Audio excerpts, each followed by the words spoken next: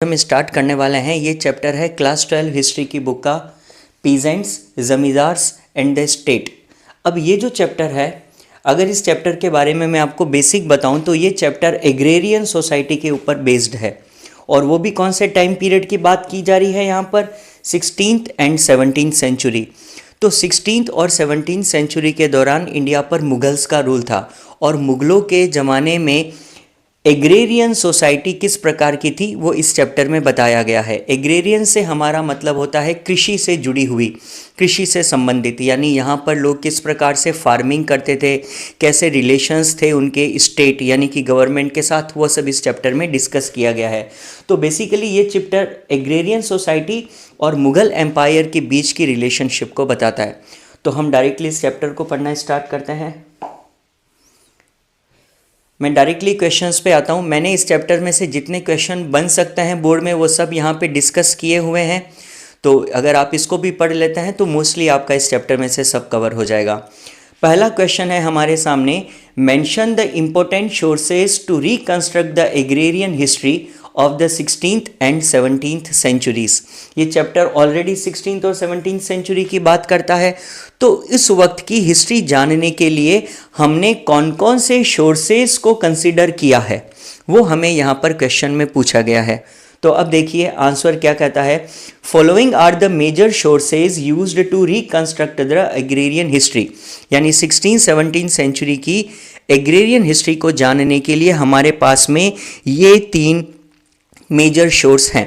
सबसे पहला सोर्स है chronicles and documents from the Mughal court, और सबसे इंपॉर्टेंट सोर्स भी यही है। One of the most important chronicles was the Aine Akbari, authored by Akbar's court historian Abul Fazl. Abul Fazl जो कि अकबर के एक हिस्टोरियन थे, कोर्ट में उनके रहते थे। कोर्ट हिस्टोरियन अबुल फजल ने एक बुक लिखी थी जिसका नाम था आईने अकबरी। आईने अकबरी में उन्होंने मुगल सोसाइटी के बारे में बहुत कुछ लिखा था और ये हमारा सबसे मेजर सोर्स है। यानी कि हमने ये जो क्रॉनिकल है आईने अकबरी, इससे मेजर इन्फॉर्मेशन इस चैप्टर के लिए निकाली है। दिस टेक्स्ट मेटिकुलसली यानी कि बारीकी से recorded the arrangements made by the state to ensure cultivation, to enable the collection of revenue by the agencies of the state and regulate the relationship between the state and the जमींदार।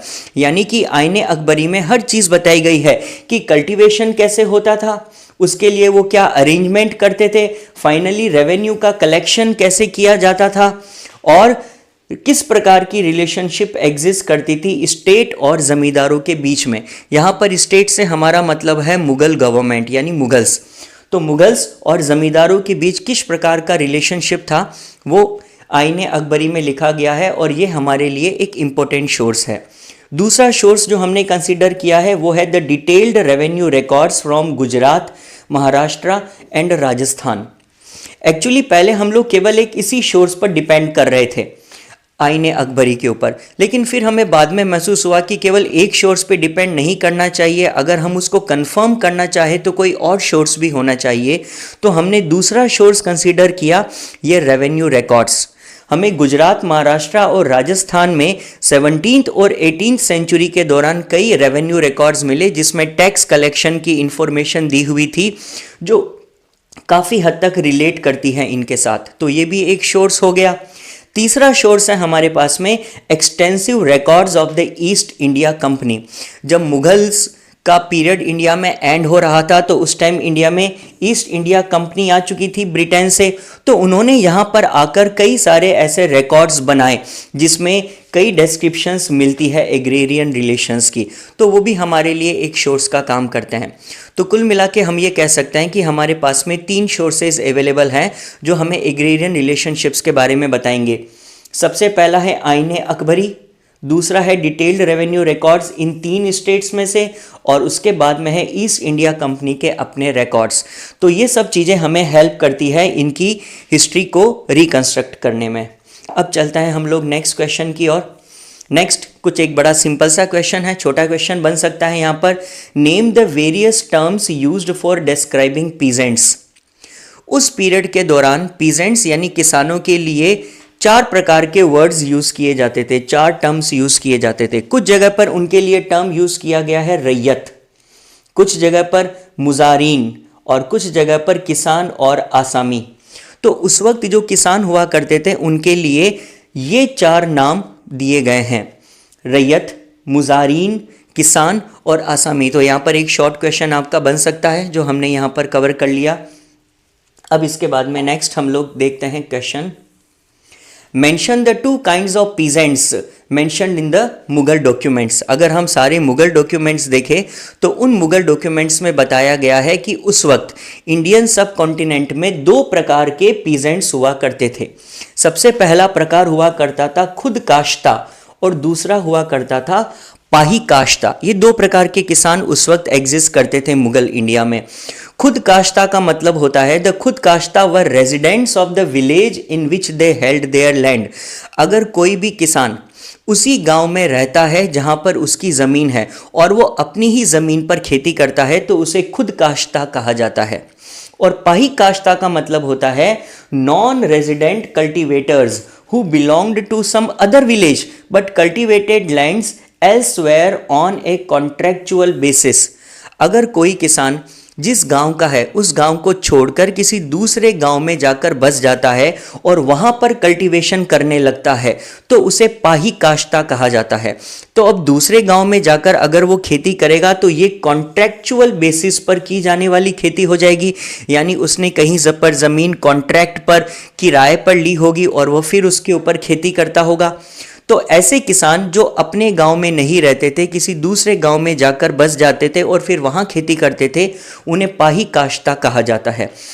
अब लोग पाही काश्ता क्यों बन जाएंगे, उसके पीछे भी कई कारण हो सकते हैं, जैसे कि आउट ऑफ चॉइस, उनकी मर्जी, अगर उनकी चॉइस है कि वो किसी और गांव में जगह जाकर सेटल होना चाहते हैं तो हो सकते हैं, या फिर आउट ऑफ कंपल्शन, हो सकता है कि उनकी कोई मजबूरी रही हो किसी दूसरे गांव में जाकर सेटल होना, जैसे कि उनके खुद के गांव में कोई इकोनॉमिक डिस्ट्रेस हुआ हो, कोई आर्थिक परेशानी हो उनको, या फिर वहां पर फेमाइन यानी कि सूखा पड़ गया हो, तो उसकी वजह से हो सकता है कि वो अपना गांव छोड़कर चले गए हों।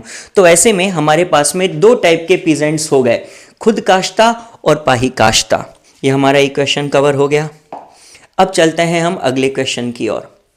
नेक्स्ट क्वेश्चन कहता है, What were the 3 factors that accounted for the constant expansion of agriculture in Mughal era?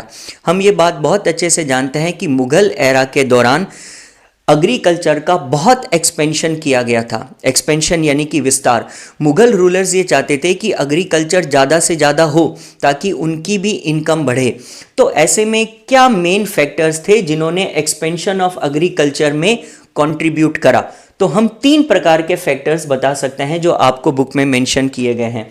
सबसे पहला है एबंडेंस ऑफ लैंड, फिर अवेलेबल लेबर और मोबिलिटी ऑफ पीजेंट्स।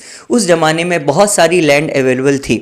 आज जितनी पॉपुलेशन नहीं हुआ करती थी, लैंड ज़्यादा थी, लोग कम थे। तो एक हो गया एबंडेंस यानी कि भरपूर मात्रा में लैंड अवेलेबल थी। फिर लेबर भी खूब अवेलेबल थी और मोबिलिटी, मोबिलिटी का मतलब होता है गतिशीलता। उस वक्त जो पीजेंट्स थे वो नई नई जगह पर जाकर खेती करने के लिए तैयार थे। तो ऐसे में ये तीनों फैक्टर्स मिलकर एग्रीकल्चर के एक्सपेंशन में काफ़ी हेल्प करते हैं।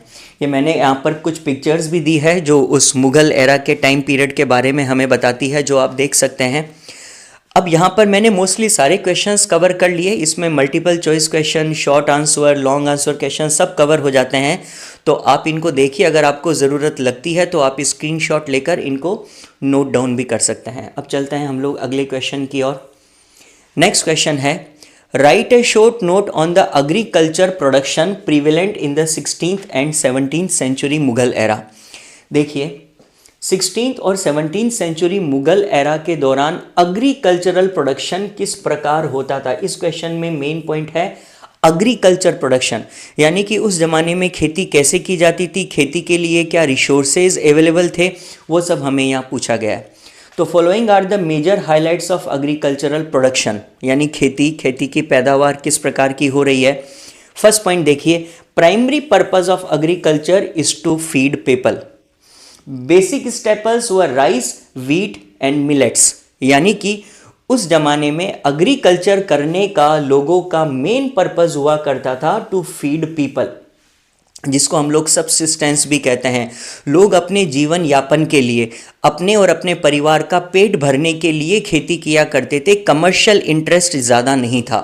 तो ये प्राइमरी पर्पस है। और लोग कौन सी स्टेपल्स यानी कि उनका मुख्य भोजन क्या हुआ करता था? राइस, व्हीट और मिलेट्स यानी कि बाजरा। तो ऐसे में चावल, गेहूं और बाजरा ये सबसे ज़्यादा उस वक्त खाया जाता था। Second point, monsoon remained the backbone of Indian agriculture. उस वक्त एग्रीकल्चर मेनली मॉनसून पर डिपेंड करता था। वो पूरे एग्रीकल्चर का बैकबोन यानी कि रीढ़ की हड्डी है। किसान मॉनसून पर ही डिपेंड करते थे। वैसे देखा जाए तो आर्टिफिशियल सिस्टम्स ऑफ इरिगेशन भी थे, कम थे, कुछ मात्रा में थे। जैसे कि कभी कभी ऐसा भी कहा जाता है कि state undertook digging of new canals and also repaired old ones. आपकी बुक में ये पॉइंट मेंशन किया गया है कि कई बार मुगल रूलर्स भी, स्टेट से मतलब गवर्नमेंट, और वहां पर गवर्नमेंट है मुगल्स, तो मुगल्स ने कई न्यू कैनाल्स यानी कि नहर डिगिंग करवाई थी और कुछ पुरानी को रिपेयर भी करवाया था। जैसे एक एग्जाम्पल है इसका शाह नहर, जो कि पंजाब में शाहजहां के रेन में यानी शाहजहां के रूल के टाइम बनी थी। तो इससे हमें यह पता चलता है कि मुगल्स इरिगेशन सिस्टम को डेवलप करने में भी इंटरेस्टेड थे। तो ये भी एग्रीकल्चरल प्रोडक्शन का एक पॉइंट हो गया। थर्ड पॉइंट, दो agriculture was labour intensive, peasants also use cattle energy. सबसे ज़्यादा तो किसान खुद पर ही डिपेंड करते थे। लेबर इंटेंसिव यानी कि खुद खेतों में मजदूरी करना ज़्यादा पसंद करते थे।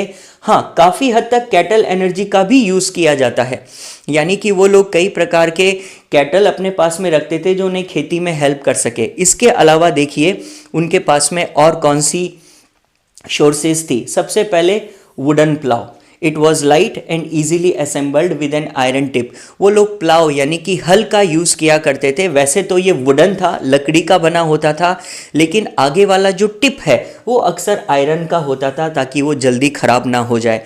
तो वुडन प्लाव उन लोगों को नोन था। सेकेंड पार्ट है ड्रिल।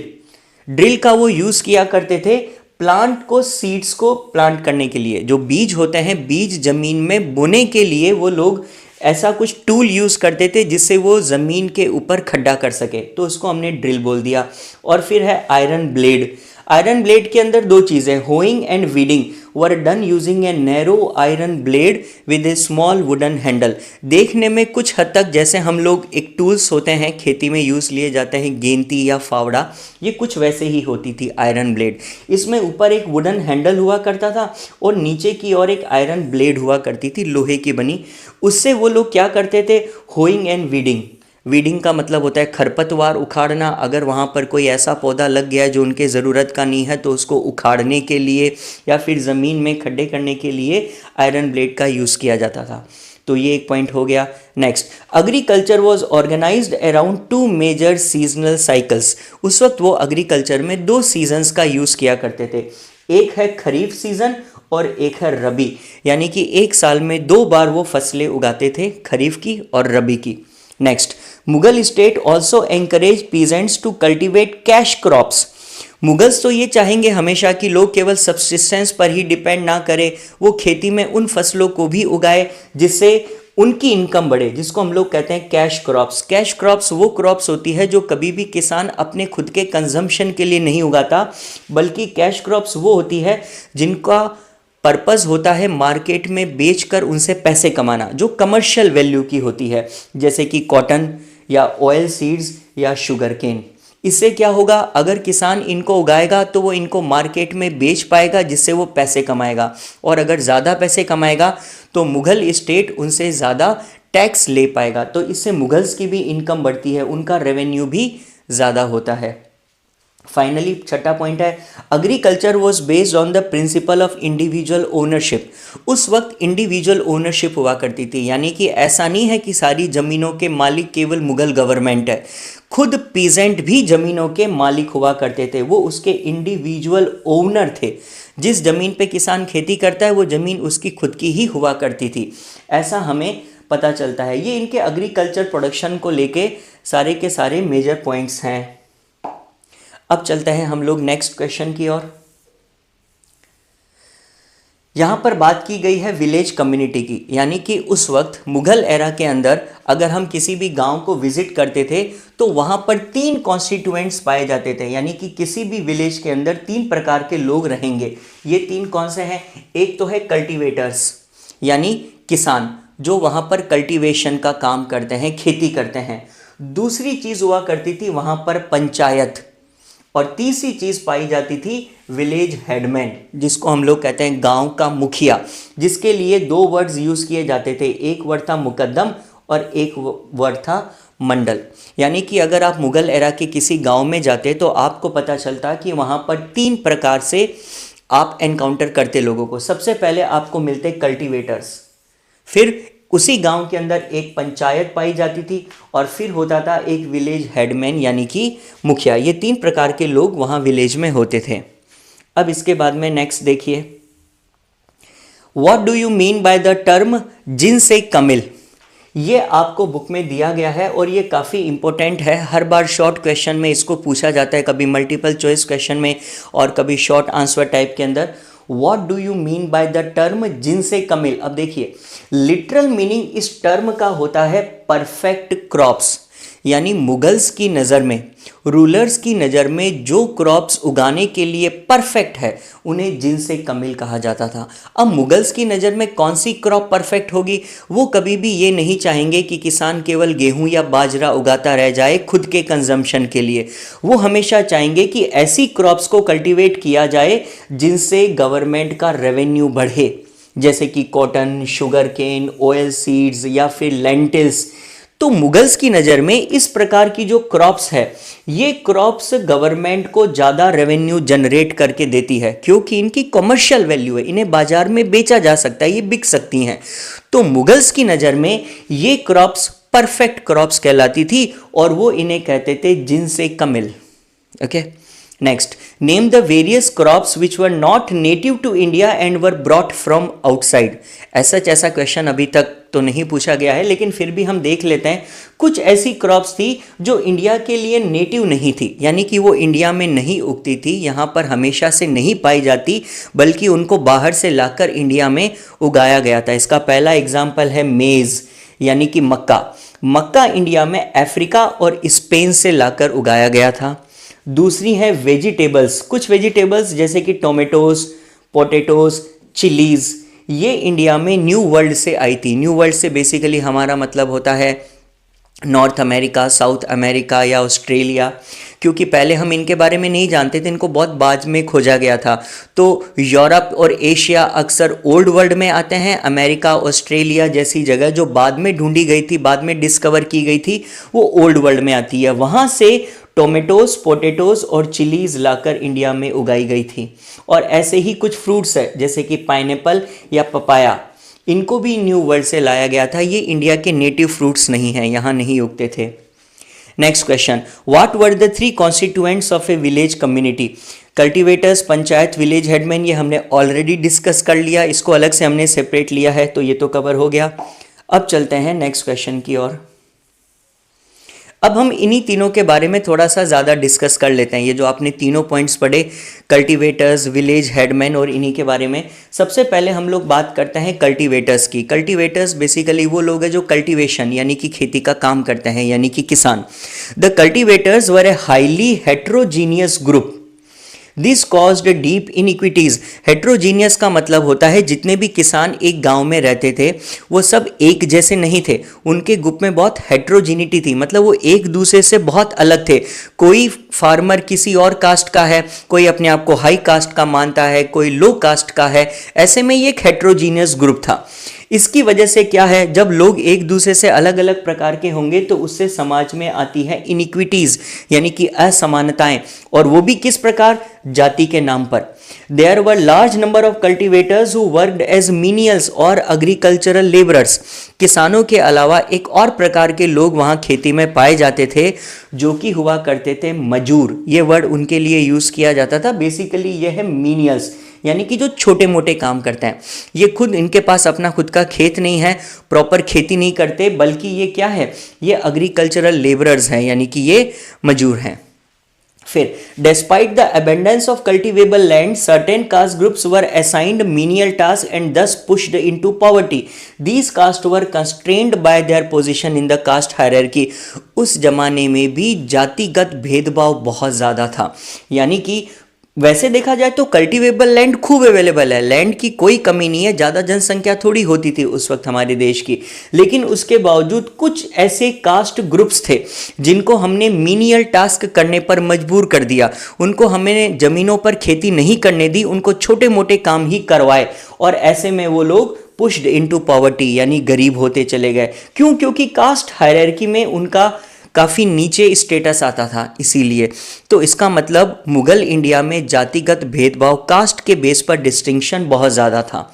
अब इसी बेस पर आप देखिए, हम यहाँ पे 2-3 एग्जाम्पल बता रहे। जैसे उस वक्त एक पर्टिकुलर ग्रुप हुआ करता था जिनको बोला गया है हलाल खोरन। ये कौन थे? मुस्लिम कम्युनिटीज़ में कुछ मीनियल्स हुआ करते थे जिनको हलाल खोरन कहा जाता है। ये वो लोग थे जो बेसिकली मीट को कट करने का काम करते थे।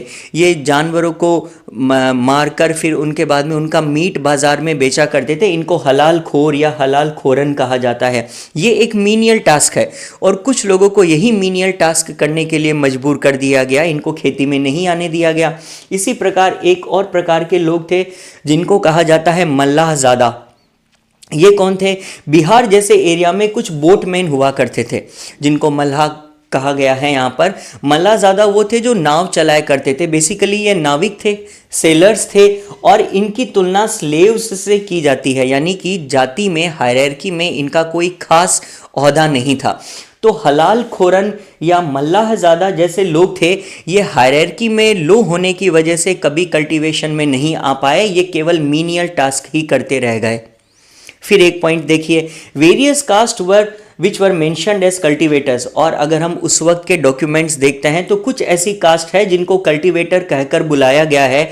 जैसे मारवा रीजन में राजपूत और जाट, ये कल्टीवेटर्स की कैटेगरी में आते हैं। फिर उत्तर प्रदेश के वृंदावन में गौरवास, ये भी एक कास्ट थी, उत्तर प्रदेश में रहा करती थी। वृंदावन के आसपास गुरवास, ये भी कल्टीवेटर्स की कैटेगरी में आते हैं। फिर उसके बाद में है अहीर, गुज्जर और माली। ये लोग कैटल रियरिंग किया करते थे या हॉर्टिकल्चर, बागवानी का काम किया करते थे, जिस वजह से इन्होंने अच्छे भले पैसे कमाए। अब बुक में ये वाला जो टॉपिक है, उस टॉपिक में ये बताया गया है कि राजपूत कास्ट में हाई थे और जाट उनसे लोअर थे, लेकिन चूंकि जाटों ने भी अच्छा पैसा कमा लिया था एग्रीकल्चर करके, उनका अच्छा कमांड था खेती पर, इसलिए जाट और राजपूत एक दूसरे के बराबर माने जाने लगे। इसी प्रकार और भी कुछ जातियां हैं जैसे गुरवाज या अहीर, गुज्जर और माली।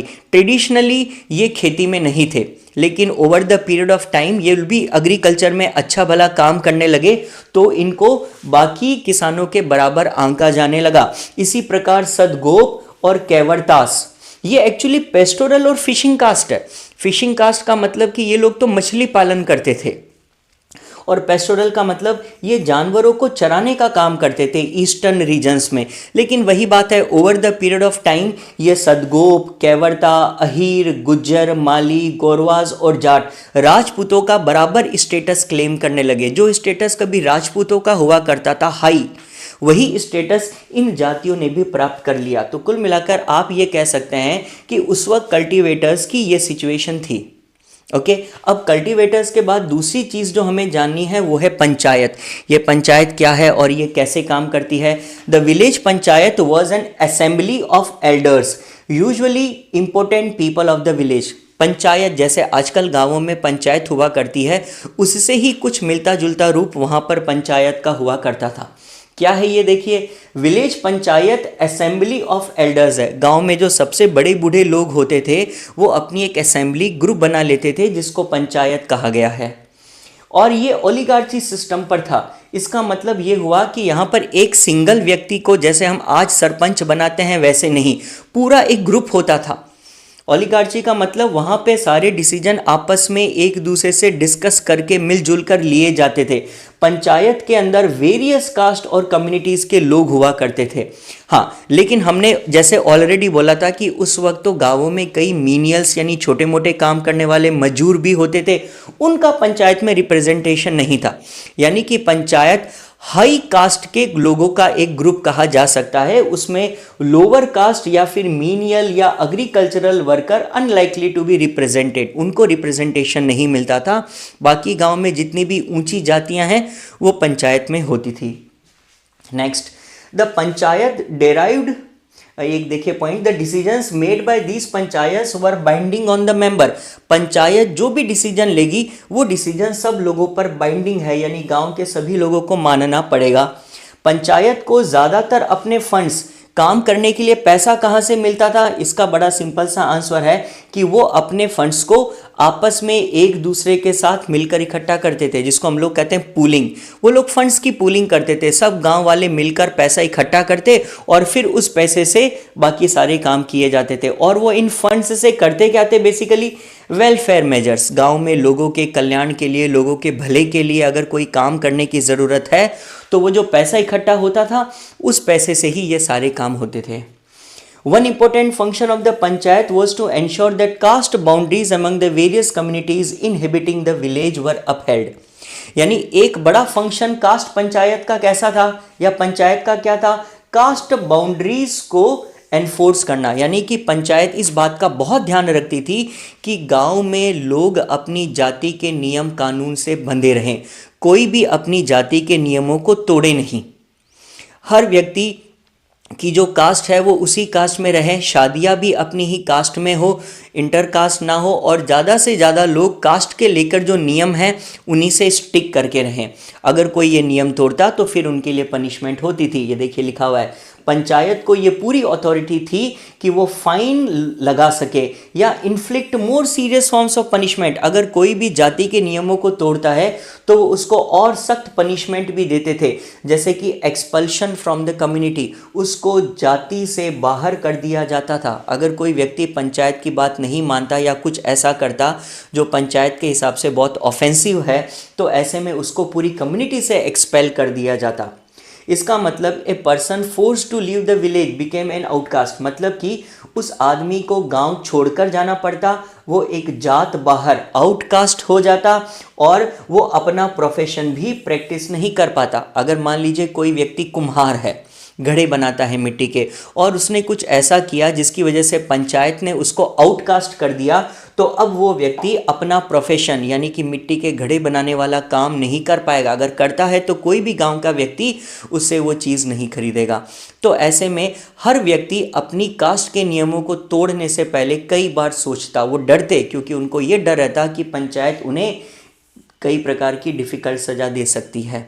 और तीसरे लेवल पर आ गया विलेज का हेडमैन।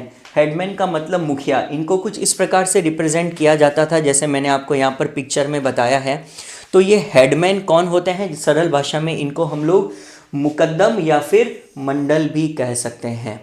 हेडमैन को कैसे चुना जाता था? गांव का मुखिया कौन व्यक्ति होगा? कंसेंसस यानी आपसी रजामंदी से। तो गांव के एल्डर्स हैं, वो लोग अपनी चॉइस से किसी एक व्यक्ति को गांव का मुखिया चुन लेते थे, लेकिन उनकी चॉइस को रेटिफाइड बाय द जमींदार भी किया जाना चाहिए। यानी कि आप अपने हिसाब से गांव के किसी एक व्यक्ति को हेडमैन चुन लो, फिर उसके बाद में आप वहां के जमींदार को बताओ कि आपने इस व्यक्ति को चुना है। अगर जमींदार ने एग्री कर लिया कि हाँ ये आदमी मुझे ठीक लगता है तो वो मुखिया बना रह सकता है, वरना फिर आपको चेंज करके किसी और व्यक्ति को मुखिया बनाना पड़ेगा। Headman held office as long as they enjoyed the confidence of village elders. कोई भी गांव का मुखिया तब तक मुखिया बना रह सकता है जब तक गांव के बड़े बूढ़े एल्डर्स को उसमें कॉन्फिडेंस है, वो उसमें विश्वास रखते हैं कि ये अच्छा काम कर रहा है। अगर नहीं कर पाया वो ऐसा कुछ काम तो फिर उसको डिसमिस कर दिया जाएगा। और विलेज के हेडमैन का चीफ फंक्शन क्या है? To supervise the preparation of village account. गांव में जो भी पैसे खर्च हुए, जो आपस में उन्होंने पूलिंग करके कंट्रीब्यूशन दिया था, वो जो पैसे खर्च हुए उनका पूरा अकाउंट बनाना। एक अकाउंटेंट उनको असिस्ट करने के लिए रखा जाता था, और गांव में एक और पोस्ट होती थी जिसे कहते हैं पटवारी। तो अकाउंटेंट और पटवारी हमेशा मुखिया के साथ रहते, उसकी मदद करते और फिर अकाउंट्स प्रिपेयर किए जाते। ये विलेज के हेडमैन के काम हुआ करते थे। अब उसके बाद में नेक्स्ट क्वेश्चन है, डिस्क्राइब द रोल ऑफ जाति panchayat in the rural society of Mughal India. जैसे मैंने यहाँ पर पिक्चर में बताया है, कुछ इस प्रकार के लोग हुआ करते थे जो अपने आप को जाति पंचायत कहते थे। जाति पंचायत का मतलब है एक तो गांव में पंचायत है, मेन पंचायत, उस पंचायत के अलावा एक और प्रकार के लोग भी वहां पे होते थे जिनको कहा गया है जाति पंचायत। अब ये क्या है, in addition to village panchayat each sub caste और जाति in the village had its own jati panchayat. यानी कि गांव की पंचायत तो कॉमन है, वो सबके लिए है, लेकिन उसके अलावा हर एक जाति अपनी एक जाति पंचायत और बनाती थी। गांव में जितने भी जाट हैं उनकी अलग एक जाति पंचायत होगी, गांव में जितने भी कुम्हार हैं उनकी एक अलग जाति पंचायत हो सकती है। ये panchayat wielded considerable power in rural society, इनके हाथों में काफ़ी ताकत हुआ करती थी। जाति पंचायत के डिसीजन काफ़ी माने जाते थे। जैसे एग्जाम्पल के तौर पे हम राजस्थान की बात करें तो राजस्थान की जो जाति पंचायत है, they arbitrated civil disputes between members of different caste. ऐसा भी कहा गया है कि अलग अलग कास्ट के लोगों में अगर कभी कोई सिविल डिस्प्यूट हुआ, यानी कि कोई ऐसा मुद्दा हुआ जो डिस्प्यूट का कारण बने, तो राजस्थान की जाति पंचायतें उनमें आर्बिट्रेशन यानी बीच बचाव भी किया करती थी, उस डिस्प्यूट को सॉल्व करवाने में हेल्प करती थी। दे मीडिएटेड का मतलब मध्यस्थता करना on contested claims on land.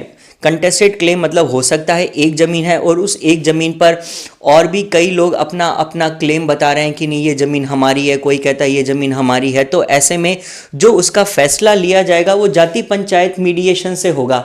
और कभी कभी वो ये भी तय करते थे whether marriages were performed according to the norms laid down by particular caste group. हर जाति में शादी को लेकर अपने नियम थे।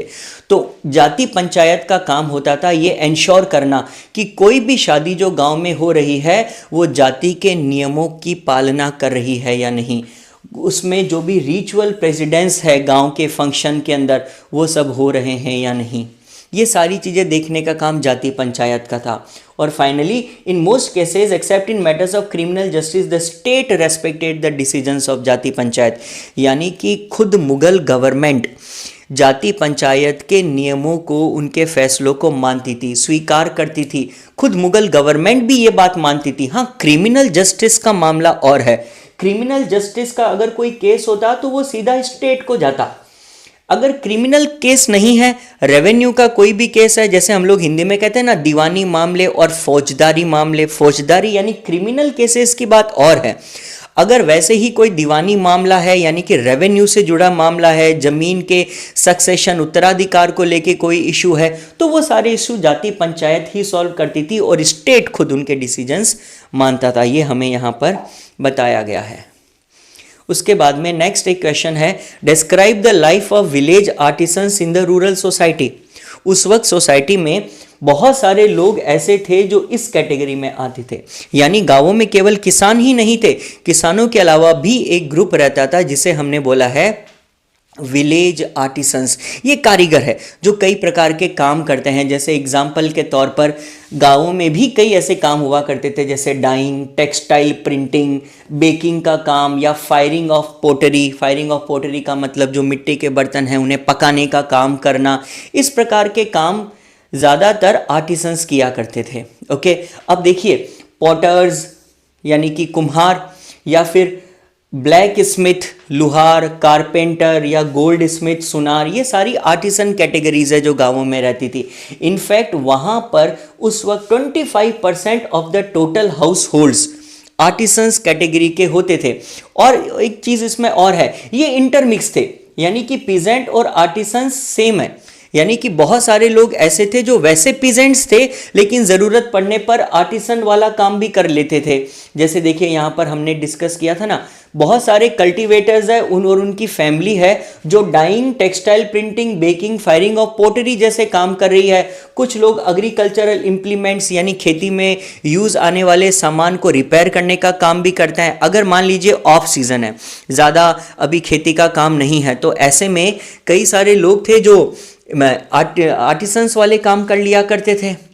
और कई बार आर्टिसंस थे जो एग्रीकल्चर वाले काम कर लिया करते थे। ये स्पेशलाइज्ड सर्विसेज प्रोवाइड करते थे, यानी कि एक खास, जैसे कि गोल्ड स्मिथ है, गोल्ड स्मिथ सोने के जेवर बनाने का काम करते थे गांव वालों के लिए। अब इसके बदले में गांव वाले उन्हें क्या देंगे, गांव वाले उन्हें शेयर ऑफ द हार्वेस्ट दे सकते हैं। मान लीजिए किसी गोल्ड स्मिथ ने किसी फैमिली के लिए गहने बनाए सोने के, तो बदले में वो किसान उनको अपनी हार्वेस्ट यानी फसल का एक हिस्सा दे देगा, या फिर हो सकता है कि अलॉटमेंट ऑफ लैंड, उनको पूरी एक जमीन दे दे। तो इस प्रकार से ये कौन तय करेगा, ये पंचायत तय करेगी कि उसकी क्या कीमत है। अगर आपने किसी आर्टिसन से कोई काम लिया है तो पंचायत ये तय करेगी कि आपको उसको कितने पैसे देने चाहिए, वो आर्टिसंस होते हैं। अक्सर जैसे महाराष्ट्र का एक अच्छा एग्जाम्पल है और इसके ऊपर एक शॉर्ट क्वेश्चन भी बन सकता है, अगर किसी आर्टिसन को अपने काम के बदले में कोई ज़मीन मिलती है तो उस ज़मीन को महाराष्ट्र में मिरास या वतन कहा जाता था, और ये हेरिडिटरी होल्डिंग है, यानी कि ऐसा नहीं है कि काम के बदले में उस व्यक्ति को मिली है तो उसके मर जाने के बाद हम उसे छीन लेंगे, बाद में उसके बेटों की हो जाएगी, फिर आगे एक जनरेशन से दूसरी जनरेशन ये ज़मीनें आगे से आगे मिलती चली जाएंगी। तो इस प्रकार की ज़मीनें जो किसी आर्टिसन को उसके काम के बदले में मिली है उसको मिरास या वतन कहा जाता है। तो इस प्रकार से कुछ इनकी रूरल सोसाइटी है, ये विलेज आर्टिसंस हुआ करते थे। ओके, अब चलते हैं अगले क्वेश्चन की ओर। What do you mean by the term jajmani system? उस जमाने में एक बड़ा अच्छा टर्म हुआ करता था जिसको हम लोग कहते हैं जजमानी सिस्टम। अब ये जजमानी सिस्टम क्या है देखिए, This was a system where artisans and individual peasant households entered into a mutually negotiated system of remuneration. ये टर्म आपको सीधा याद करना है। म्यूचुअली नेगोशिएटेड का मतलब आपस में समझौता करके तय करना।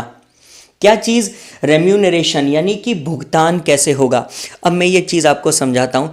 एक्चुअली उस ज़माने में बहुत सारे लोग आर्टिसंस से काम करवाते थे और काम करने के बदले में उनको कुछ कीमत चुकानी पड़ती थी। भाई किसी ने अगर मेरा कुछ काम किया है तो मैं बदले में उसे कुछ पेमेंट करूँगा ना, कुछ रेम्यूनरेशन तो मुझे भुगतान उसे देना पड़ेगा। अब मैं उसे भुगतान कैसे दूंगा, इस सिस्टम को कहा जाता है जजमानी सिस्टम। वैसे अगर मैं आपको और एक्सप्लेन करूं तो उस ज़माने में जजमानी सिस्टम हाई कास्ट और लो कास्ट के बीच का अरेंजमेंट हुआ करता था। लो कास्ट के लोग हाई कास्ट के लोगों के लिए कुछ काम करते थे और उस काम करने के बदले में उनको पैसे मिला करते थे। अब पैसे भी मिल सकते हैं कैश में, ज़्यादातर तो उनको वो कोई स्मॉल डेली अलाउंस दे दिया करते थे, डाइट मनी। जैसे कि मान लीजिए एक ग्रुप है कारपेंटर का और उन्होंने किसी ज़मींदार के घर पर रहकर उसके लिए घर का फर्नीचर बनवाया, काफ़ी सारा काम किया, तो जो ज़मींदार है, घर का मालिक है, उस काम के बदले में उनको खाने पीने के पैसे देगा, उनको रोज़ का एक अलाउंस देगा और बाद में जब उनका काम पूरा हो जाए तो हो सकता है उनको फसल का एक हिस्सा भी दे दे। तो इसको जजमानी सिस्टम कहते हैं। जब कोई आर्टिसन अपने किसी मालिक के पास जाकर उसके वहाँ पर रहकर अपनी कोई सर्विस प्रोवाइड करता है, उसके लिए काम करता है और उसके बदले में उससे कुछ भुगतान प्राप्त करता है, तो उसे जजमानी सिस्टम कहा जाता है। ये काफ़ी इंपॉर्टेंट क्वेश्चन है, एग्ज़ाम में आ सकता है आपके जजमानी सिस्टम के बारे में। अब इसके बाद में नेक्स्ट क्वेश्चन है, why did the British call village a little Republic? अगर हम उस वक्त के डॉक्यूमेंट्स देखेंगे तो ब्रिटिश उस वक्त विलेज को लिटिल रिपब्लिक कहा करते थे। क्यों वो लिटिल रिपब्लिक क्यों कह रहे हैं, जबकि रिपब्लिक सिस्टम तो नहीं था उस वक्त, मुगल्स का रूल था। Some British officials in the 19th century saw the village as a little republic because villages were made up of fraternal partners sharing resources and labor। देखो, रिपब्लिक इसलिए कहते थे बिकॉज उस वक्त गाँवों में जो लोग रहते थे अक्सर वो फ्रेटर्नल पार्टनर्स थे, यानी एक दूसरे के साथ भाईचारे से जुड़े हुए थे। लोग मिलकर रिसोर्सेज को शेयर करते थे और लेबर भी कलेक्टिव में किया करते थे। यानी कि गांव में अगर कुछ मजदूरी करने की ज़रूरत है, कोई सड़क बनाने की ज़रूरत है या कुआं खोदने की ज़रूरत है, तो लोग मिलकर ये काम करते थे। और अगर मान लीजिए गांव में कोई तालाब है या कुआं है तो उस कुएं का पानी सब लोग लिया करते थे। ऐसा नहीं है कि कोई उसको अपना पर्सनल बताकर दूसरों को रोक दे। तो ऐसे में ब्रिटिश ने ये चीज़ नोटिस करी कि यहाँ पर गांवों में लोग एक दूसरे से भाईचारे की वजह से जुड़े हैं, मिलजुल कर काम करते हैं और मिलजुल कर ही रिसोर्सेज शेयर करते हैं। इस सिस्टम को बोला गया था लिटिल रिपब्लिक। छोटा सा गांव है लेकिन रिपब्लिक की तरह काम करता है जहाँ पर रिसोर्सेज शेयर किए जाते हैं। अब हम लोग आगे चलते हैं एक इंपॉर्टेंट क्वेश्चन की ओर, और वो है role of women in agrarian society. उस वक्त इसके ऊपर जो क्वेश्चन बनता है, ये बड़ा क्वेश्चन है, लॉन्ग आंसर टाइप में आ सकता है। क्वेश्चन है discuss the role played by women in the agrarian society of Mughal India. यानी कि उस वक्त औरतों का समाज में किस प्रकार का रोल था, वो चीज़ें हमें देखनी है। Women worked shoulder to shoulder with man in fields. मैं आपको पूरी स्क्रीन दिखा देता हूँ, आप इसको एक बार देख लीजिए। अब इसमें कहा गया है कि उस वक्त जो विमेन होती थी शोल्डर टू शोल्डर यानी कंधे से कंधा मिलाकर काम करती थी। हम हमेशा से ये जानना चाहते हैं कि विमेन किस प्रकार का रोल प्ले किया करती हैं, तो हमने बेसिकली हिस्ट्री के हर चैप्टर में इस प्रकार का एक क्वेश्चन ज़रूर किया है, उस टाइम पीरियड में विमेन का कैसा स्टेटस था। तो अभी हम मुगल इंडिया की बात कर रहे हैं तो यहाँ पर विमेन का रोल देख लेते हैं।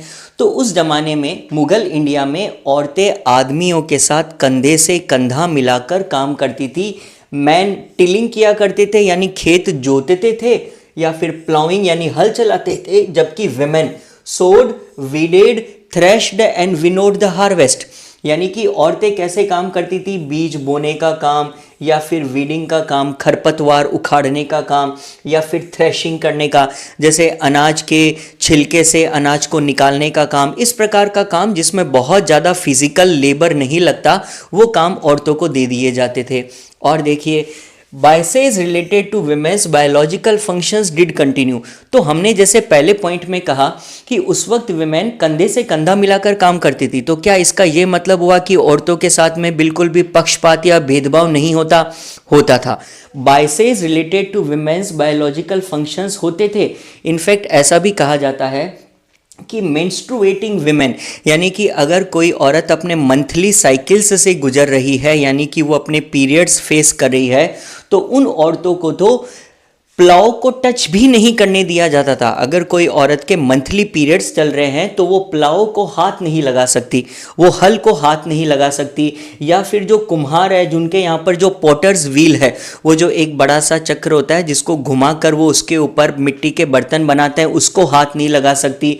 यहाँ तक कि और भी ऐसा कहा जाता है कि वो ग्रूज में भी एंटर नहीं कर सकती जहां पर बीटल लीव्स यानी जहां पर पान उगता हो, वहां पर पान या सुपारी, वहां पर उनको जाना भी अलाउड नहीं था, ऐसा भी कहा जाता है। और देखिए आर्टिसनल टास्क सच ए स्पिनिंग यार्न, औरतों को कुछ विशेष काम दिए गए थे जैसे कि चरखा चलाना या फिर सिफ्टिंग यानी छानना किसी भी चीज को, या फिर नीडिंग क्ले फॉर पोटरी, मिट्टी के बर्तन बनाने के लिए क्ले मिट्टी को गीला करना, या फिर एम्ब्रॉयडरी के काम। ये कुछ ऐसे हैं जो फीमेल लेबर पर ही डिपेंड करते थे, क्योंकि इसमें बहुत ज़्यादा फिजिकल लेबर नहीं लगती, तो ये काम औरतों को ही सौंपे गए थे। इसके अलावा peasant and artisan women worked not only in fields but even went to the houses of their employer. उस वक्त बहुत सारी औरतें केवल खेतों में ही काम नहीं करती थी, वो अपने एम्प्लॉयर्स के घर पर जाकर भी काम किया करती थी, और अगर जरूरत पड़े तो मार्केट में दुकान लगाकर भी बैठती थी। Women were considered an important resource. उस वक्त भी विमेन एक पर्टिकुलर केस में तो इंपॉर्टेंट रिसोर्स है। Why? Because they were child bearers, क्योंकि बच्चे तो एक औरत ही पैदा कर सकती है। तो ऐसे में जब तक समाज में बच्चों की आवश्यकता रहेगी, लोग अपनी पीढ़ियों को आगे बढ़ाना चाहेंगे, तब तक औरतों को इंपॉर्टेंस मिलेगी ही मिलेगी, क्योंकि औरत ही बच्चे को पैदा कर सकती है, इसलिए वो एक इंपॉर्टेंट रिसोर्स हो गई। इसके अलावा अगर विमेन के बारे में देखें तो high mortality rates among women were seen because of male nutrition. उस वक्त औरतों में काफ़ी हद तक मेल न्यूट्रिशन यानी कुपोषण की समस्या देखी जाती थी। फ्रीक्वेंट प्रेगनेंसीज, उस वक्त लोग बच्चे ज़्यादा पैदा किया करते थे, मोर्टेलिटी रेट ज़्यादा थी, तो उनको लगता था कि जितने ज़्यादा बच्चे होंगे उतना ही खेती में मदद करेंगे। तो अक्सर औरतें प्रेगनेंसी देखती थी, बार बार गर्भवती हो जाती थी, और अक्सर बच्चे को पैदा करते वक्त उनकी डेथ भी हो जाती थी अगर उनको प्रॉपर ट्रीटमेंट ना मिले। तो ऐसे में औरतों की मृत्यु दर बहुत ज़्यादा थी, यानी औरतें काफ़ी डेथ फेस करती थी। Shortage of women led to marriages in many rural communities after the payment of bride price. एक और पॉइंट आपको बुक में दिया गया है, वो ये है कि आगे जाकर विमेन की काफ़ी शॉर्टेज हो गई थी, क्योंकि बहुत सारी औरतें प्रेगनेंसी के दौरान, चाइल्ड बर्थ के दौरान मर जाती थी। तो ऐसे में विमेन की कमी हो जाने की वजह से एक और सिस्टम देखा गया था, वो था पेमेंट ऑफ ब्राइड प्राइस, यानी कि किसी भी औरत को पैसे देकर शादी के लिए खरीद के लाया जाता था। लड़के वाले या फिर लड़का खुद पैसे अरेंज करके देता और बदले में लड़की को जैसे खरीद के लाया जाता है वैसे पेमेंट करके लेकर आता, क्योंकि औरतों की बड़ी कमी थी। Remarriage was considered legitimate. अब अगर औरतों की कमी थी तो ऐसे में जो डाइवोर्स यानी तलाकशुदा या विडो यानी विधवा औरतें हैं, उनकी रीमैरिज भी कंसिडर्ड लेजिटिमेट, यानी उस वक्त पुनर्विवाह का सिस्टम था। औरतों की वैसे भी कमी है, तो ऐसे में अगर कोई विडो होगी या डाइवोर्सी होगी तो भी उसकी रीमैरिज अलाउड थी। The fear of losing control over female by males was great. आदमी एक बात को लेकर बहुत डरा करते थे कि कहीं उनका औरतों पर से कंट्रोल लूज ना हो जाए, औरतें कहीं उन्हें छोड़ के ना चली जाए। तो उस वक्त एक और चीज़ देखने को मिलती है जो यहाँ पर बताई गई है, according to established social norms the household was headed by male. आदमी ही घर को चलाता था, वो उसका मुखिया होता था, और women were kept under strict control. और आदमी हमेशा औरतों पर बहुत ज़्यादा कंट्रोल रखना चाहते थे। क्यों? क्योंकि हमेशा मेल मेंबर्स उनके ऊपर शक करते थे कि कहीं वो इनफिडेलिटी ना कर ले, यानी बेवफाई ना कर ले, वो किसी और के साथ में अफेयर ना कर ले, इसलिए वो बहुत डरा करते थे। तो औरतों को अपनी हद में ही रखना चाहते थे। उन्हें हमेशा ये शक रहता था कि कहीं उनकी पत्नी बेवफाई ना करे, किसी और आदमी के साथ अफेयर ना करे, और अगर ऐसा पाया जाता तो उसके लिए बहुत ही सख्त सजाएं दी जाती थी। इनफैक्ट विमेन के बारे में देखा गया कि उन्होंने बहुत सारी पिटिशंस विलेज पंचायत में दी, जहां पर कहा गया है कि उनको जस्टिस चाहिए। क्यों? क्योंकि वाइफ्स अक्सर ये कहती थी कि पति उनके ऊपर शक करता है कि वो इनफिडेल है, वो अफेयर कर रही है शादी के अलावा, लेकिन पति खुद इस प्रकार के काम कर रहा है ना। Wives protested against the infidelity of their husband, यानी कि आदमी को हमेशा ये रहता है कि पत्नी उसके साथ में इनफिडेलिटी ना करे, लेकिन वो खुद इनफिडेलिटी कर रहा है। और अगर पत्नी को पता चले तो वो क्या कर सकती है? ज़्यादा से ज़्यादा विलेज की पंचायत में जाके इस चीज़ की शिकायत करेगी, या फिर कभी कभी तो औरतें ऐसी शिकायत भी करती थी जहाँ पर वो ये कहती थी कि पति वाइफ को और चिल्ड्रन को संभालने के लिए पैसे ही नहीं देता, यानी कि वो पैसे दूसरी जगहों पे खर्च कर रहा है, अपने परिवार को ठीक से प्रोवाइड नहीं कर रहा। Amongst the higher classes, women had the right to inherit property. क्या औरतों को संपत्ति रखने का अधिकार है? तो हायर क्लासेस में औरतों के पास में राइट टू इनहेरिट प्रॉपर्टी था, यानी अपने पिता की प्रॉपर्टी का उत्तराधिकार उनको मिल सकता था। Instances from the Punjab show that women including widows actively participate in rural land market. ऐसा भी कहा जाता है, पंजाब में हमें कुछ ऐसे उदाहरण मिले जिसमें यह कहा गया है कि विमेन रूरल लैंड मार्केट में पार्टिसिपेट करती थी as sellers of property inherited by them. हमें कई ऐसे डॉक्यूमेंट्स मिले जो बताते हैं कि पंजाब में औरतों ने ज़मीनें खरीदी थी, बेची थी, या वो ज़मीनें जो उनको इनहेरिटेंस में मिली थी वो उन्होंने बाद में सेल भी कर दी। हिंदू और मुस्लिम कई ऐसी विमेन हैं जिन्होंने जमींदारी तक इनहेरिट की थी, यानी पति के मर जाने के बाद जमींदार का काम उसकी पत्नी ने किया हो, और बाद में वो उस जमींदारी को किसी और को बेच भी सकती थी और मोर्गेज भी, यानी कि किसी और के पास में गिरवी भी रख सकती थी। ऐसा होता था पहले। अगर पति नहीं रहा तो पत्नी जमींदार वाला काम संभालती, अगर वो नहीं संभाल पाती तो ये जिम्मेदारी वो किसी और को दे देती, सेल कर देती या फिर मोर्गेज दे देती। तो इससे हमें पता चलता है कि उस वक्त विमेन का कैसा रोल था। अब नेक्स्ट हम लोग लेते हैं फॉरेस्ट ड्वेलर्स इन मुगल इंडिया। मुगलों के ज़माने में बहुत सारे लोग थे जो ट्राइबल्स थे, जंगलों में रहा करते थे। उनकी किस प्रकार की लाइफ थी इसके बारे में देखिए, ये भी एक बड़ा क्वेश्चन है। Describe the lives of forest dwellers during the Mughal period. अब देखिए इसमें क्या कहा गया है। According to some sources, forest dwellers का मतलब है जंगलों में रहने वाले लोग। कुछ सोर्सेज के हिसाब से उस वक्त average 40% of the land was covered by forest. Mughal India में 40% लैंड पर तो केवल जंगल हुआ करते थे। उस वक्त स्क्रब लैंड भी था जो झाड़ियों से भरा था और उसे खार बंदी कहा जाता था। और डेंस फॉरेस्ट यानी घने जंगल भी थे, जहां पर छोटी मोटी झाड़ियां नहीं बल्कि बड़े बड़े पेड़ थे, उनको जंगल कहा जाता था। फॉरेस्ट ड्वेलर्स वर टर्म्ड जंगली, जो जंगल में लोग रहते थे उनको जंगली कहते थे उस वक्त के टेक्स्ट में।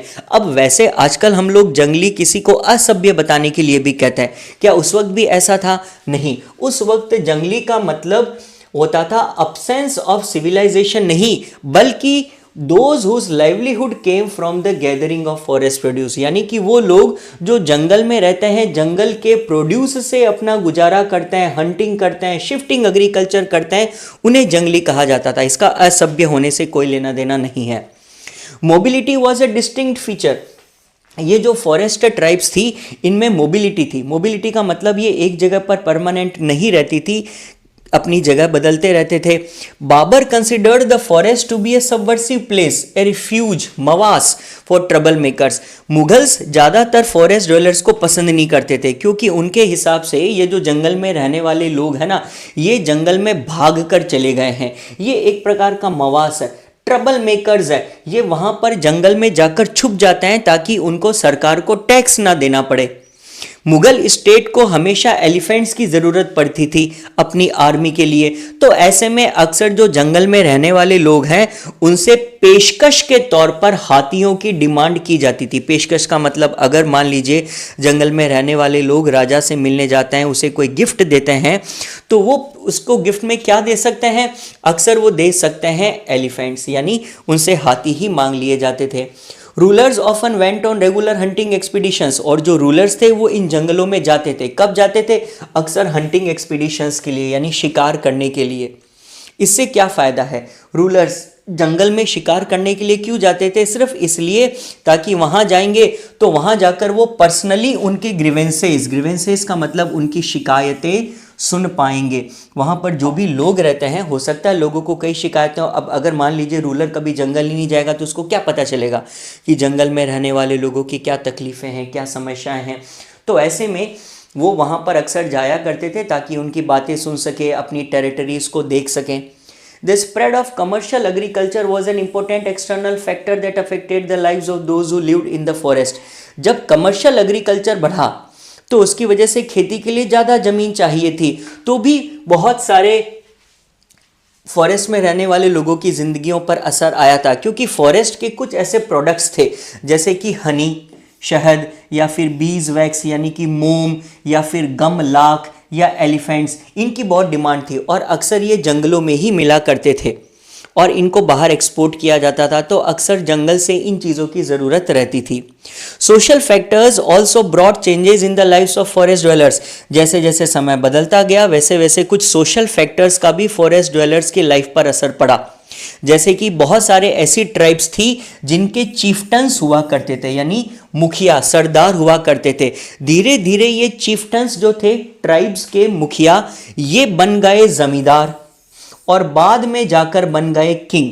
तो जैसे जैसे समाज बदलता गया वैसे ये लोग फॉरेस्ट ड्वेलर में जो चीफ्टन्स हैं वो बन गए जमींदार और जमींदार से बन गए किंग्स। तो ये भी एक चीज़ देखने को मिलती है।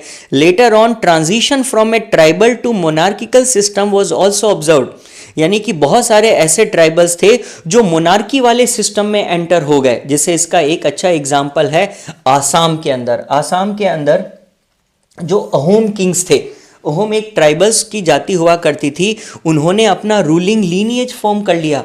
इन अहोम्स ने आसाम में अपना राज्य स्थापित कर लिया और उनके अपने पाइक भी हुआ करते थे। पाइक का मतलब है वो लोग जो इन अहोम राजाओं के लिए मिलिट्री सर्विस प्रोवाइड करते थे। बहुत सारे ऐसे लोग थे, यंग पीपल थे अहोम्स के अंदर, जो सेना में भर्ती हो जाते, मिलिट्री सर्विस करते और कुछ साल की सर्विस के बाद में उनको इनाम के तौर पर ज़मीनें मिल जाती थी, उन्हें पाइक कहा जाता था। ऐसे ही Koch kings fought and subjugated a number of neighbouring tribes. Koch ये भी एक ट्राइबल हुआ करती थी, जाति हुआ करती थी, जिन्होंने बहुत सारे युद्ध लड़े और नेबरिंग ट्राइब्स को जीता। यानी कि कहने को ये फॉरेस्ट में रहने वाली ट्राइब्स है, लेकिन इन्होंने काफ़ी ऐसे काम किए जो धीरे धीरे बाकी सोसाइटी से इनको मिक्स करते रहे। यहाँ तक आपको कोई दिक्कत नहीं होनी चाहिए। आई थिंक सब कुछ क्लियर है। तो अब हम लोग अपने नेक्स्ट क्वेश्चन की ओर चलते हैं। अब आते हैं हम लोग जमींदार्स इन मुगल इंडिया। मुगल इंडिया में जमींदार्स की कैसी पोजीशन थी? ऑब्वियसली काफ़ी रेस्पेक्टेड क्लास हुआ करती थी। Discuss the role of zamindars in rural society. मैं इसको शॉर्ट में बता देता हूँ, आप इसको देख लेना, आप इसका स्क्रीनशॉट लेके अपने पास रख सकते हो। Role of zamindars in rural society. सबसे पहले zamindars were landed proprietor. Proprietor का मतलब मालिक, ये ज़मीनों के मालिक हुआ करते थे और ज़मींदार होने के नाते इन्हें कुछ सोशल और इकोनॉमिक प्रिविलेज का मतलब विशेष अधिकार प्राप्त थे। ये लोग स्टेट की खिदमत किया करते थे, यानी स्टेट के लिए कई प्रकार की सर्विसेज परफॉर्म करते थे। इन जमींदारों के पास अपनी खुद की पर्सनल लैंड भी होती थी, यानी कि कुछ लैंड तो जमींदारों के पास गांव की है जो ये आगे किराए पर दे देते हैं दूसरे किसानों को खेती करने के लिए, लेकिन कुछ ज़मीनें इनकी पर्सनल है जिसको कहा जाता था मिल्कियत। मिल्कियत का मतलब इनकी खुद की प्रॉपर्टी। मिल्कियत लैंड को कल्टीवेट किया जाता था अपने प्राइवेट यूज़ के लिए। उसमें वो लेबर को हायर करते थे, किराए पर मजदूरों को लाकर उनसे खेती करवाते और बाद में ज़मींदार उससे खेती से जो भी प्राप्त होता उसको सेल कर देते या डोनेट कर देते अपनी मर्जी से कहीं पर भी, यानी ये उनकी पर्सनल है, वो जैसा चाहे वैसा करें। इसके अलावा ज़मींदार को राइट टू कलेक्ट रेवेन्यू भी था on behalf of the state. उस जमाने में देखो ज़मींदार का मेजर रोल क्या है। स्टेट यानी कि गवर्नमेंट को चाहिए टैक्स और गवर्नमेंट के लिए ये टैक्स कलेक्ट करने का काम करते थे ये ज़मींदार का काम था सरकार के लिए टैक्स वसूल करना किसानों से और उसका कुछ हिस्सा खुद रखते और बाकी हिस्सा जाकर स्टेट को सौंप दिया करते थे। They had control over military resources. इसके अलावा ज़मींदार के पास अपनी खुद की मिलिट्री होती थी, उनके पास अपनी फोर्ट्रेस यानी किलाचा हुआ करता था, एक आर्म्ड कॉन्टिंजेंट हुआ करता था जिसमें तीनों अंग थे, कैवेलरी, आर्टिलरी यानी इन्फेंट्री, यानी कि इनके पास में घुड़सवार सैनिक हुआ करते थे, पैदल सैनिक हुआ करते थे और आर्टिलरी यानी कि कई प्रकार से जो तोपे रखने वाली फौज है वो सब भी हुआ करती थी।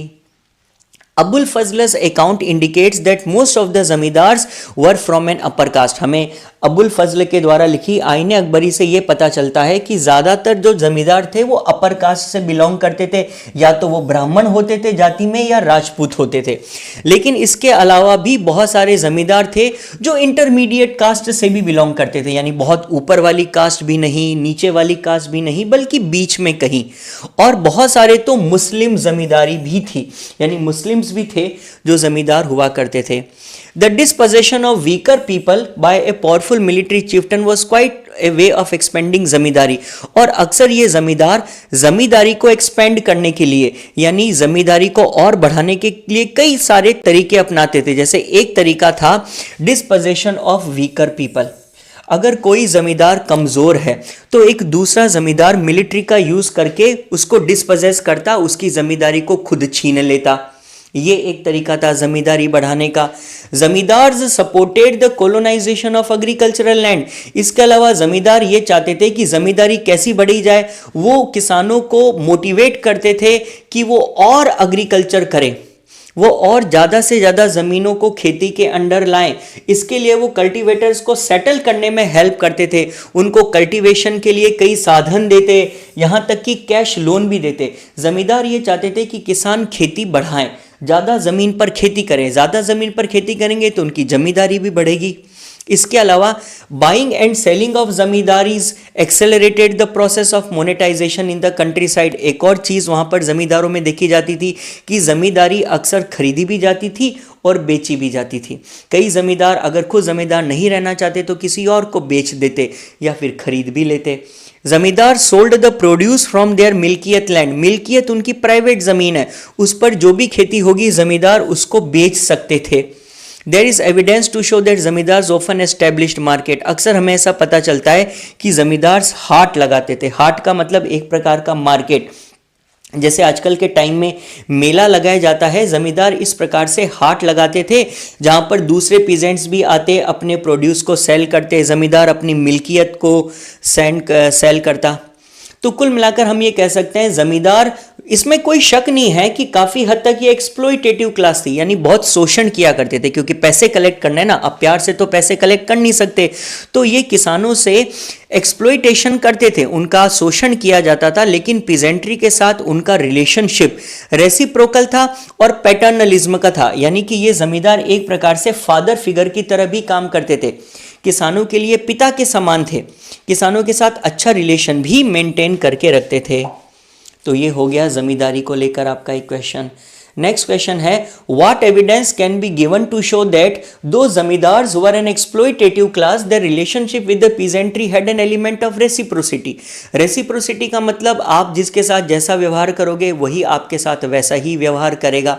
तो हम ये कैसे कह सकते हैं कि पीजेंट्स जो है जमींदारों के साथ में अच्छा रिलेशन मेंटेन करते थे, इस बात में कोई डाउट नहीं है। देखिए,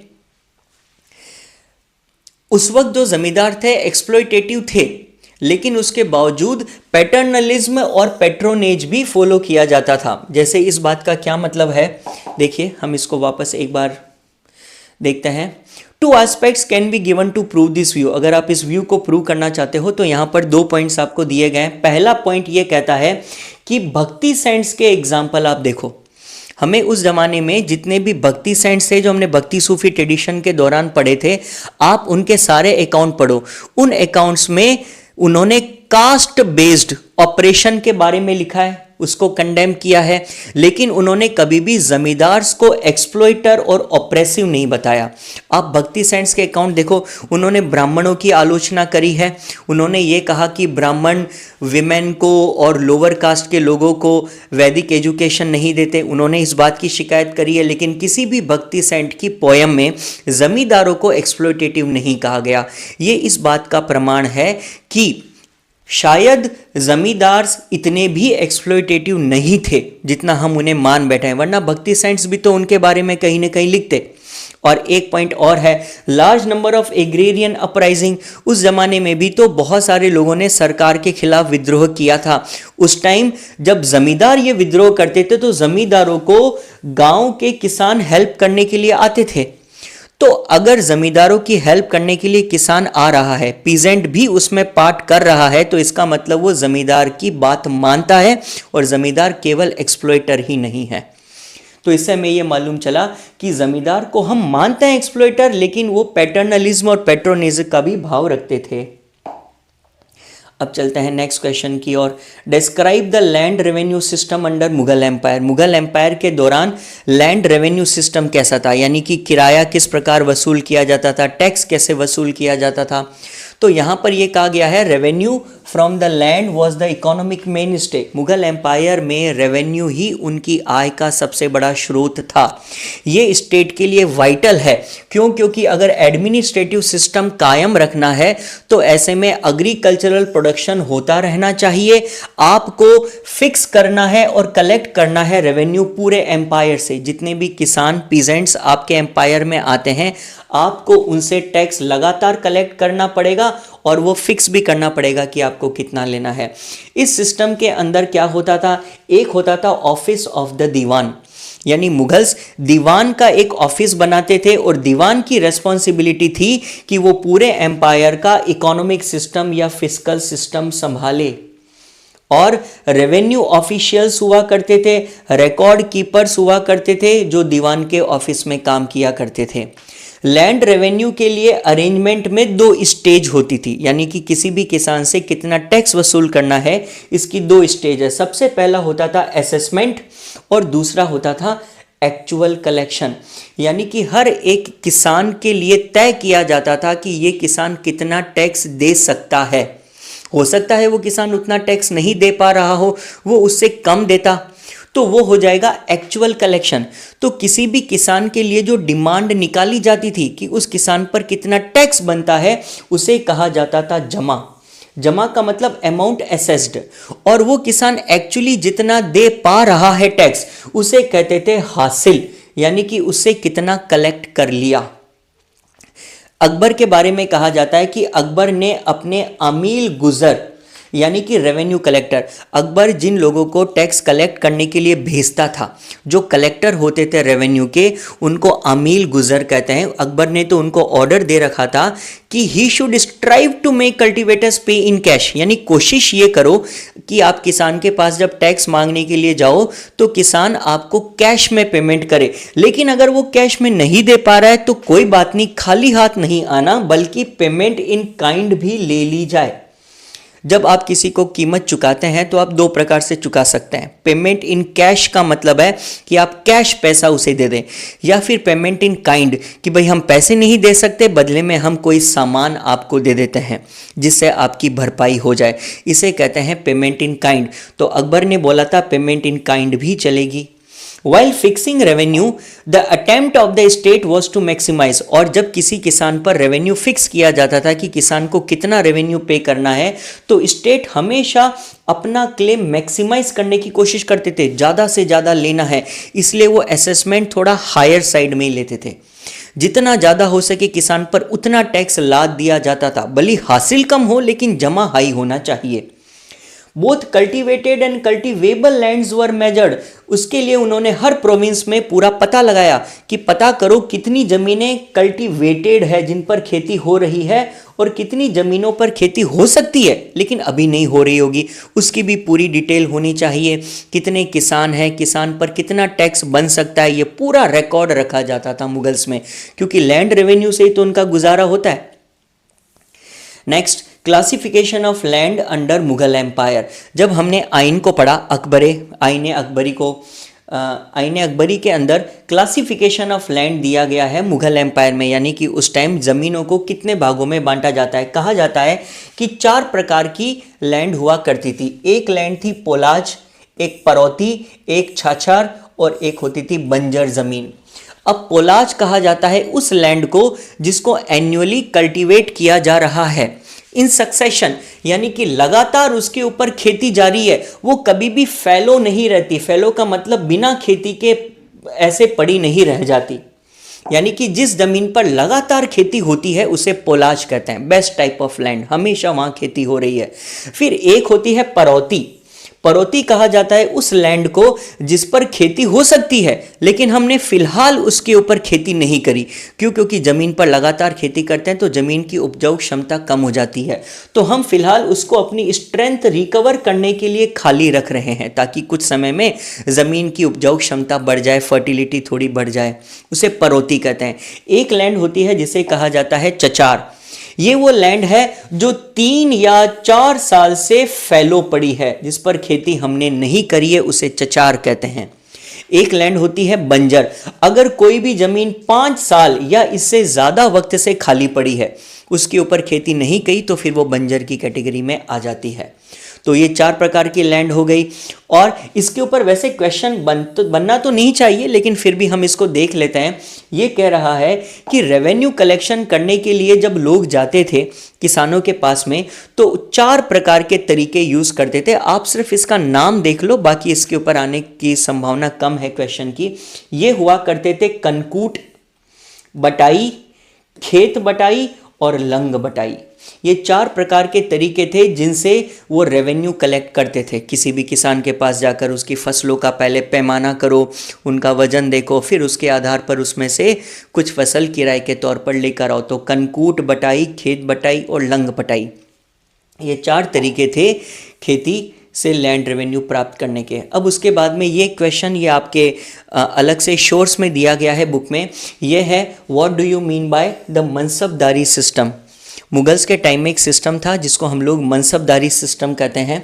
the Mughal administrative system had a military come bureaucratic system. देखो बहुत सरल भाषा में अगर मैं आपको बताऊं तो मनसबदारी सिस्टम का मतलब होता है एक ऐसा व्यक्ति जो मुगल एडमिनिस्ट्रेशन के अंदर आता है, और उसको मनसबदार कब कहा जाएगा? जब वो सिविल और मिलिट्री अफेयर दोनों देख रहा है। यानी कि एक ऐसा ऑफिसर जो सिविल फंक्शंस यानी नागरिकों से जुड़े कामकाज भी देख रहा है और मिलिट्री से जुड़े कामकाज भी देख रहा है, यानी सेना को भी संभालता है और सिविलियन कामकाज भी करता है, तो ऐसे व्यक्ति को मनसबदार कहा जाता है। ये एक सिस्टम है जो मुगलों ने चलाया था, मनसबदारी सिस्टम।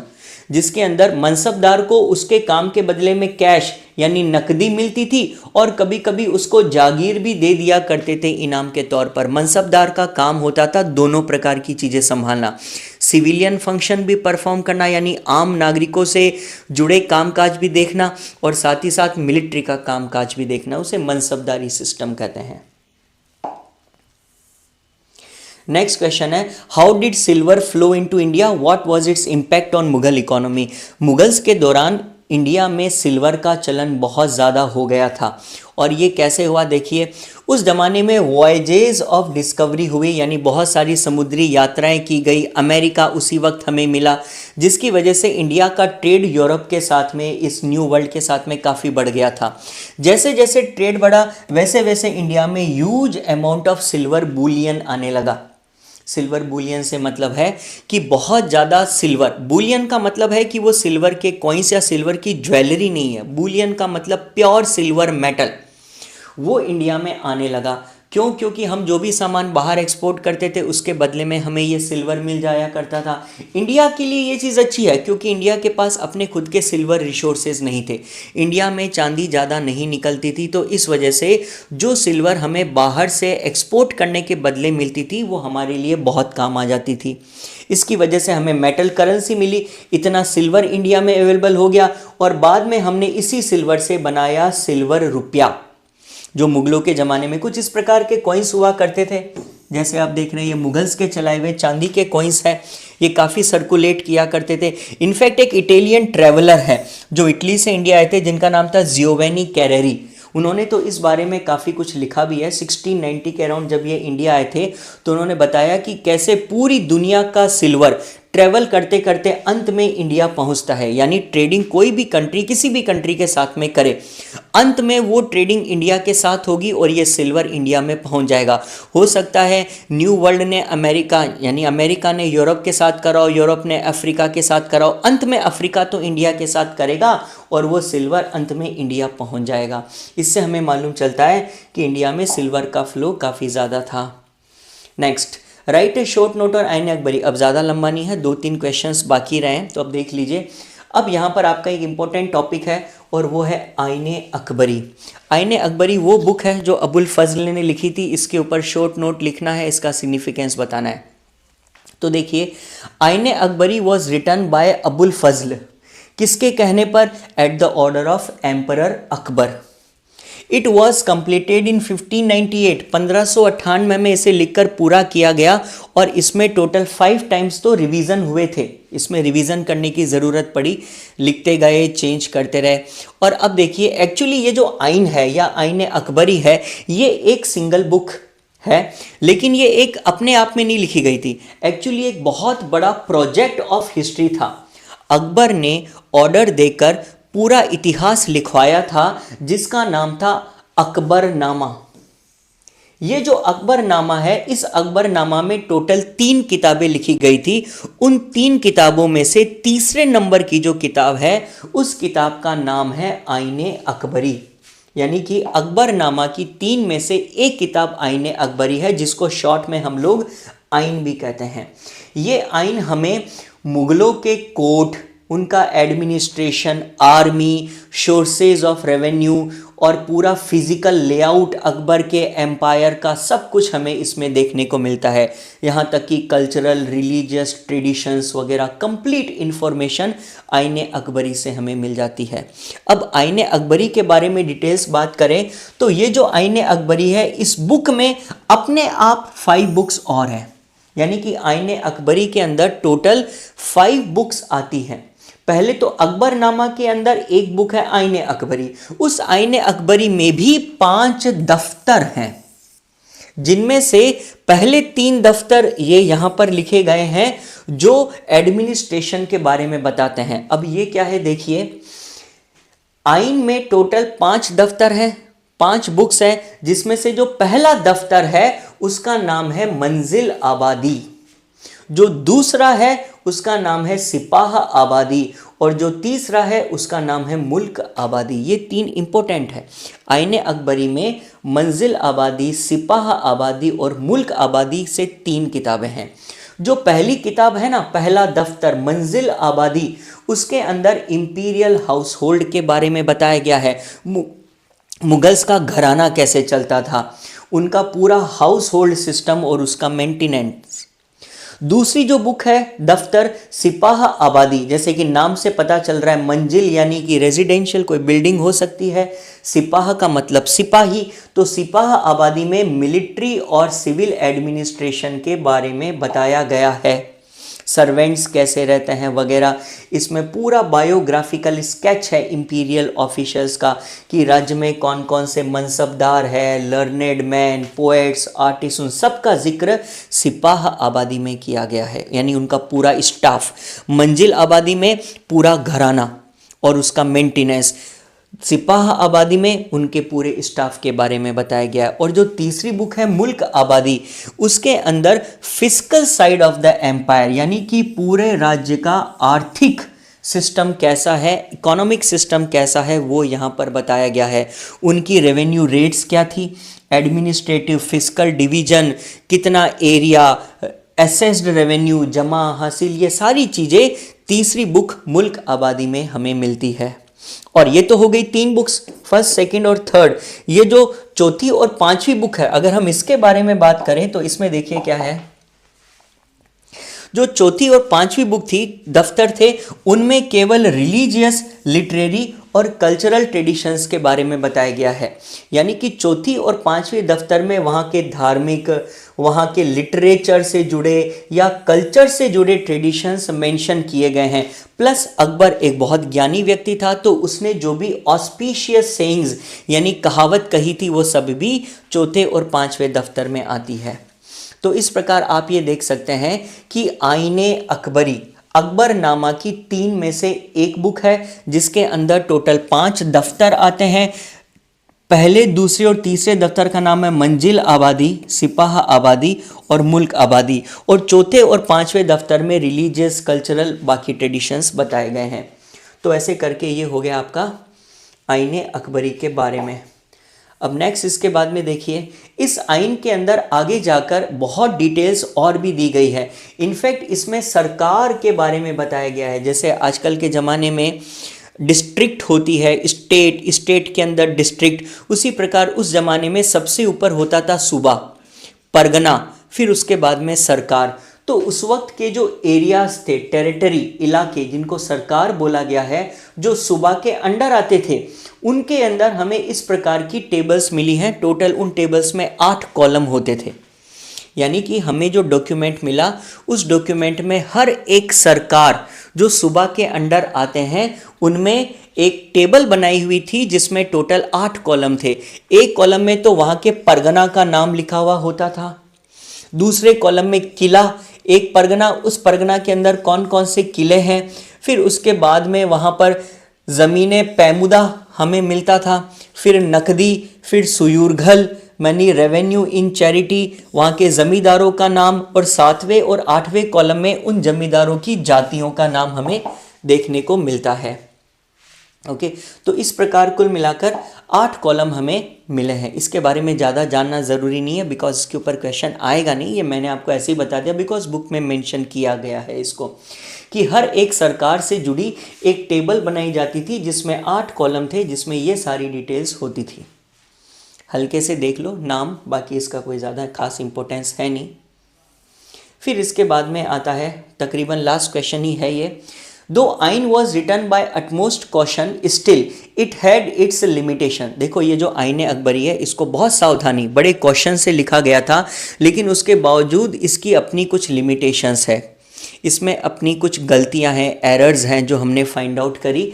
वो क्या क्या है वो हमें यहाँ पर बताया गया है। तो देखो कह रहा है, दो आइन वॉज रिवाइज्ड 5 टाइम्स, 5 बार इसका रिवीजन किया गया। ऑथर यानी कि अबुल फजल ने इसको 5 बार रिवाइज किया, फिर फाइनली जाकर ये अकबर को पेश की गई। तो यहाँ पर आप देखेंगे जैसा पिक्चर में बताया गया है, ये आइन का एक पेज है।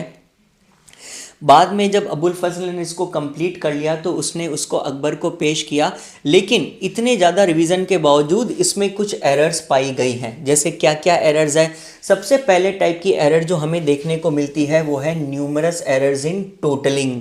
उसमें जो भी आंकड़े दिए गए हैं उन आंकड़ों में जो टोटलिंग की गई है उसमें कई जगह पर गलतियां हैं। अब देखो ये गलतियां कोई बड़ी नहीं है, न्यूमेरिकल एरर है, जोड़ बाकी में कहीं पर गलती हो जाती है, वो तो सिंपल स्लिप ऑफ एरिथमेटिक और ट्रांसक्रिप्शन है। हो सकता है अबुल फजल ने अपने असिस्टेंट को ये काम सौंप दिया हो और असिस्टेंट्स ने वैसे तो पूरी सावधानी रखी, लेकिन इसके बावजूद कई जगह पर टोटलिंग में उन्होंने कुछ गलतियां कर दी होंगी। दूसरी जो गलती है वो है skewed nature of quantitative data. उन्होंने क्वांटिटी बताने के लिए जो भी डाटा पेश किया है, जैसे अभी हमने वो 8 कॉलम्स देखे थे, इस प्रकार डाटा जो है ना उसका थोड़ा स्क्यूड नेचर है, यानी वो सही नहीं है, उसको प्रॉपर तरीके से पेश नहीं किया गया है। जैसे data were not collected uniformly from all provinces. उन्होंने कोशिश क्या करी, हर एक प्रोविंस का डाटा, हर एक सूबा का डाटा कलेक्ट किया, लेकिन हर एक प्रोविंस से उन्होंने डाटा यूनिफॉर्मली बराबर से कलेक्ट नहीं कर पाए। जैसे कुछ ऐसे सूबा थे जिनके बारे में तो बहुत सारी डिटेल दे दी, लेकिन कुछ ऐसे सूबा भी हैं जिनमें से डिटेल बहुत कम है। कई ऐसी जगह थी जहां पर जमींदारों के बारे में कुछ ज़्यादा लिखा ही नहीं है, जैसे बंगाल और उड़ीसा, उनके बारे में इंफॉर्मेशन नहीं है, जबकि बंगाल और उड़ीसा भी तो मुगल एम्पायर का पार्ट था।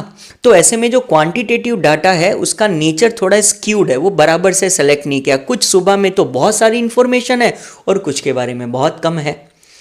थर्ड टाइप ऑफ एरर है while the physical data from the subahs is remarkable. वैसे उन्होंने हर एक सूबा से जो डाटा दिया है हमें फिजिकल बहुत बढ़िया है, बहुत अच्छे पैरामीटर्स है, लेकिन कुछ ज़रूरी पैरामीटर्स उन्होंने छोड़ भी दिए, वो बताए ही नहीं। जैसे कि प्राइजेज ऑफ कमोडिटीज़, उस वक्त जो कमोडिटी यानी सामान होता था उसकी क्या क्या कीमत थी, उस वक्त बाज़ार में जो मसाले मिला करते थे, जितने टाइप के कपड़े थे, जो सामान मिला करते थे, या वेजेस ऑफ वर्कर, जो मज़दूर थे उनको कितनी तनख्वाह मिला करती थी, ये सारी चीज़ें हम जानना चाहते हैं, लेकिन ये अच्छे से डॉक्यूमेंट नहीं की गई।